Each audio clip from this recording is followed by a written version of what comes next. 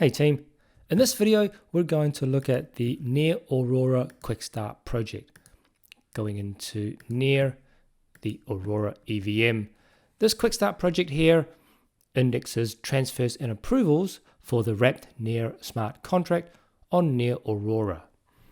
What is Aurora? Well, you can see the explanation up above here, but if we jump into the aurora.dev website, you can see that it's explained as the next generation Ethereum compatible blockchain and also an ecosystem that runs on the NEAR protocol, and it powers the innovations behind Aurora Cloud, which is the fastest pathway for Web 2 businesses to capture the value of Web 3. The first step when creating a project is to check that we have the required prerequisites.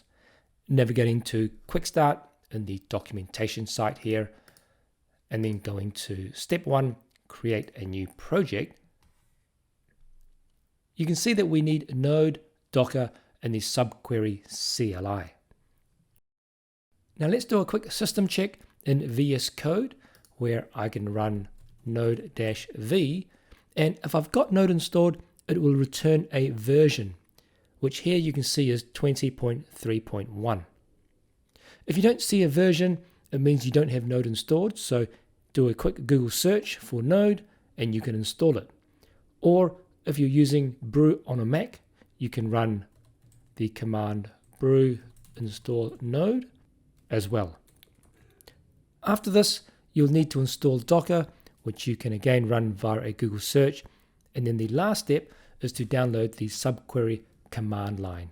And you can do this by running npm or node package manager install -g for global subql CLI.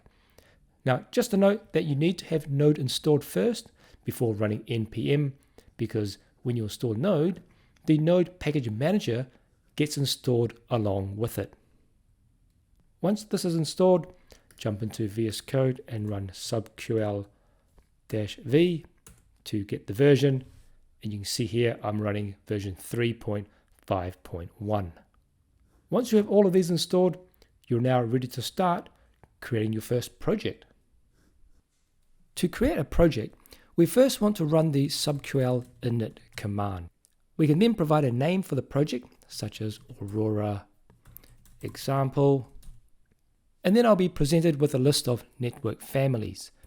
Let me scroll down here to NEAR, and then I'll select NEAR as the network, and then I've got two template projects to choose from. I've got the default NEAR starter one, and then I've got the NEAR Aurora starter, the EVM compatible network. Let me choose Aurora starter here, and then you can see automatically on the left hand side I've got a list of files and folders that have appeared for me that provides the framework or the scaffold for my project. And then the RPC endpoint, I can type in my custom one or just accept the default one, which I'll do here. And I'll continue to accept the default parameters for the other fields. And then you can see I get asked a question if I want to generate a scaffolding from an existing contract ABI. Now this is a relatively new feature to help pre-create a lot of the code and schema files. But for the meantime, let's go no, and I'll create the starter project from scratch.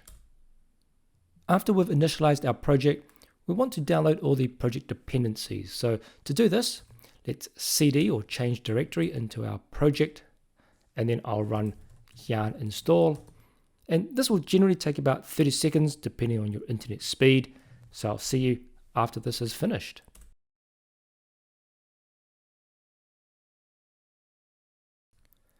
The first file we are interested in is called the project.yaml file, also known as the manifest file. And this can be viewed as the entry point to your project, defining most of the details on how subquery will index and transform the chain data. It also indicates where we're indexing data from and to what on-chain events we are subscribing to. At the top here, you can see we've got our spec version, then we've got the name of our project. We have some other fields here, which I'll explain shortly in the documentation, but then we've got the description as well. Next up, we've got the location of our schema.graphql file, which I'll talk about shortly. And then in the network section, we've got our chain ID definition, the endpoint that we are using in order to get the blockchain data, and then we've got a data sources section. Now, all the sections above here, we don't have to change that much.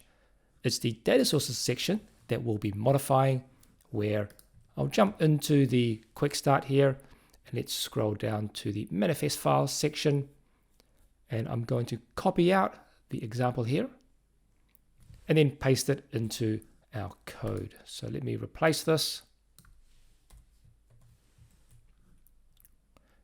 And what you can see is that we're using the Ethereum runtime environment because it's a layer 2 compatible EVM.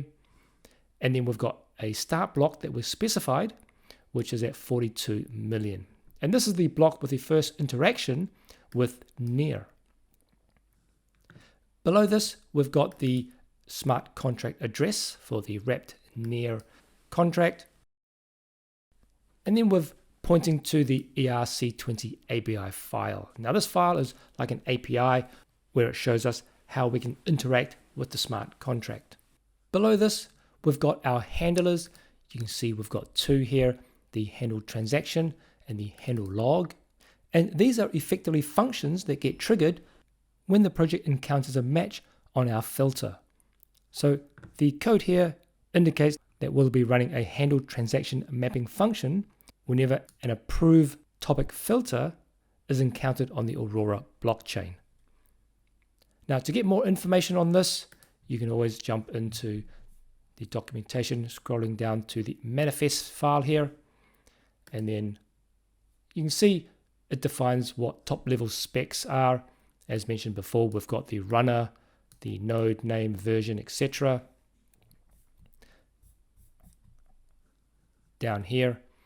And then scrolling further, you can see we've got the data sources section describing the various handlers and the supported filters as well. The second file of interest out of the three that we'll look at is called the schema file. And you can see on the left-hand side, the schema.graphql file. And inside here, the default, we've got two entity objects. Let me jump into the quick start guide again. And we'll go and scroll down. And we're going to copy out this schema file. And then let's replace it. It's very, very similar. And then what this one is showing is that we've got two entity objects, a transaction one and an approval. And these are the equivalent of database tables where the fields are the columns within the database. You can see that we're indexing the transaction hash, the block height, to, from, and value, and also the contract address. And down below in the approvals, we've got the value, the owner, the spender, etc., along with the type.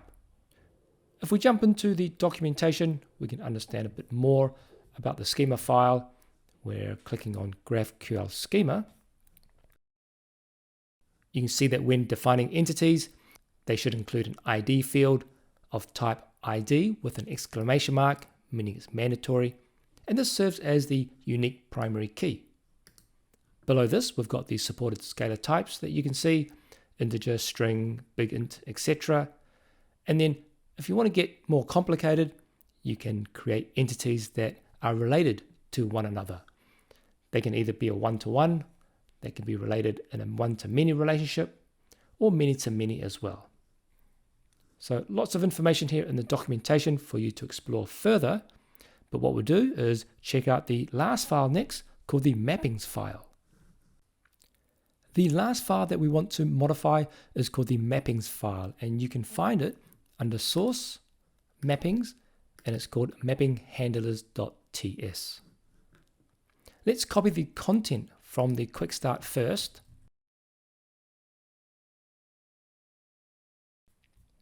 Down here, let's copy this. And then save it. And here you can see that the file first imports some classes and some types, and then it defines a function called handle log. This receives an argument log of type transfer log, and it's this argument that contains the blockchain data. We then log the block height out here to the console for debugging purposes, provide some assertions for testing purposes, and then extract the various blockchain data out and store it in the respective variables that you can see down here.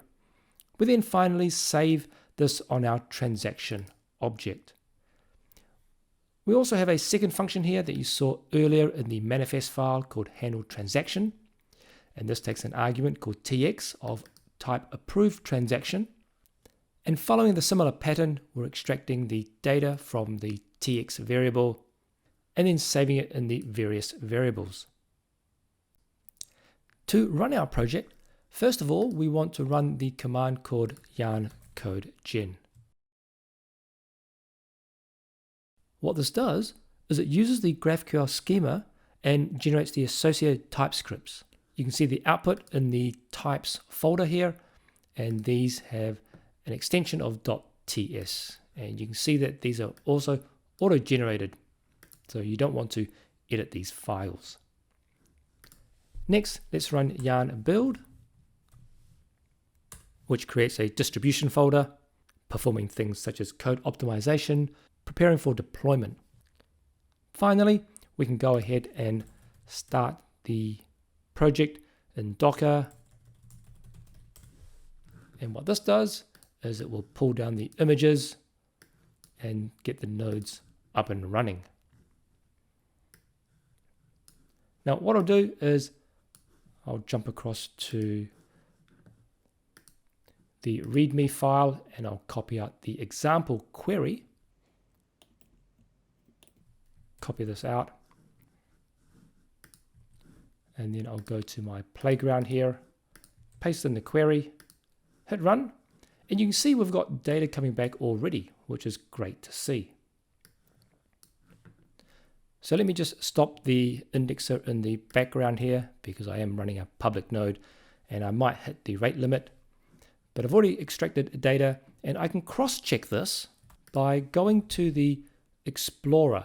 If I copy out the transaction hash, go to explorer.aurora.dev. Let's paste in the hash up here.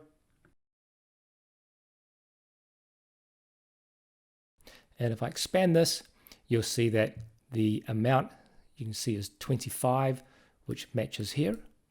The decimal place is just out. And then the to address is 0, so it's a null address. And the from address is 31B86, which is also 31B86 here. So the information matches, which is great to see.